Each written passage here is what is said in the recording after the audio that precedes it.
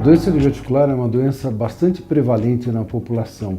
Se você for fazer um cômputo geral, ela incide muito mais frequentemente nas pessoas acima dos 40 anos de idade, e quanto mais a gente vive, maior a prevalência dela. Então, aos 60, aos 70, aos 80 anos de idade, tem uma incidência bastante grande.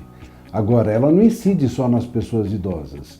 Cerca de 20, 25% dos casos ocorrem também antes dos 30 anos de idade, o que tem uma importância muito grande, porque às vezes a pessoa tem um determinado sintoma e ela acha que esse sintoma não está relacionado à doença diverticular e pode estar sendo relacionado à doença diverticular.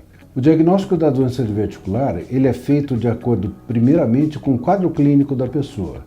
Então, pessoas que sejam, por exemplo, obesas ou que tenham mais de 40, 50 anos de idade, que tenham alguma dor abdominal do lado esquerdo, gases, estufamento abdominal, ou mesmo crises de dor abdominal associada à febre, você é obrigado a pensar na possibilidade da pessoa ter a doença diverticular ou mesmo uma diverticulite, que é uma inflamação dos divertículos. Inclusive, uma diverticulite, muito frequentemente, leva a pessoa para o hospital, a pessoa tem dor abdominal e tem febre. Nessa circunstância, examinando o doente, o médico pode fazer uma hipótese diagnóstica de que se trata de uma diverticulite. Daí o médico vai pedir um exame de hemograma para ver a infecção, vai pedir um exame de tomografia computadorizada para ver a existência de uma diverticulite e comprovar, e a partir daí estabelecer o tratamento para o doente. E o tratamento da doença diverticular vai depender da fase em que você está diagnosticando o doente. Na imensa maioria das vezes, num contexto em que o paciente está em casa, está trabalhando e tem alguns sintomas da doença diverticular, o tratamento é clínico, ele é médico. E ele é feito com a regularização do hábito intestinal. Então, o ideal é que você faça a pessoa evacuar bem, dá uma orientação para ela consumir uma dieta com fibras, não precisa ser necessariamente rica em fibras, porque senão ela pode ter mais sintomas, mas tem que ser uma dieta com fibras que faça com que o indivíduo evacue com uma certa frequência. Nós costumamos dar também algum laxante para o paciente usar para facilitar a sua evacuação e recomendamos que o paciente tome muito líquido e obedeça aos estímulos do intestino para a sua evacuação. Esse tratamento é um tratamento clínico. Você pode usar também alguns medicamentos como antiespasmódicos, analgésicos, ou mesmo medicamentos que melhoram os gases da pessoa para ela melhorar.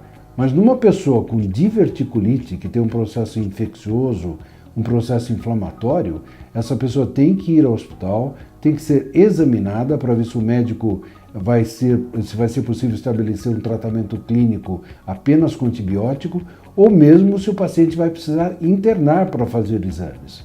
Quando o médico julga que o quadro clínico infeccioso da pessoa é mais intenso, é necessário internar o paciente, dar antibiótico por via venosa, ou seja, diretamente na circulação sistêmica, para que o processo infeccioso inflamatório ceda.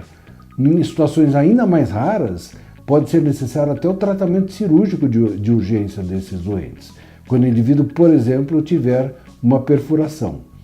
Já na fase crônica da doença, quando o indivíduo tem sintomas, o médico vai julgar, de acordo com uma série de dados, se o paciente também vai precisar de uma operação. Isso ocorre mais frequentemente quando o indivíduo tem, por exemplo, uma estenose do intestino, que é um fechamento do intestino, quando o intestino fica mais fino do que o normal por causa do processo inflamatório. Quando o médico não consegue descartar, por exemplo, a presença de um câncer associado à doença diverticular, não porque a doença diverticular predisponha ao câncer, mas porque o câncer incide na mesma faixa etária que os indivíduos com doença diverticular. Ou quando o paciente, por exemplo, tiver uma hemorragia intensa causada pelos divertículos. Então, nessas situações, se indica o tratamento cirúrgico para os pacientes.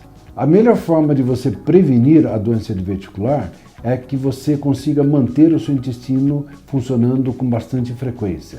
Ou seja, se você conseguir fazer o intestino funcionar a cada 1 ou 2 dias, sem que você tenha que fazer força para evacuar, sem que você tenha uma quantidade muito grande de fezes ou de gases dentro do intestino, que aumentem a pressão dentro do intestino, essa é a melhor forma de prevenção da doença diverticular.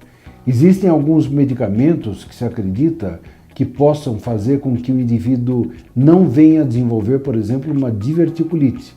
Mas o efeito terapêutico em termos de prevenção desses medicamentos ainda não está devidamente provado.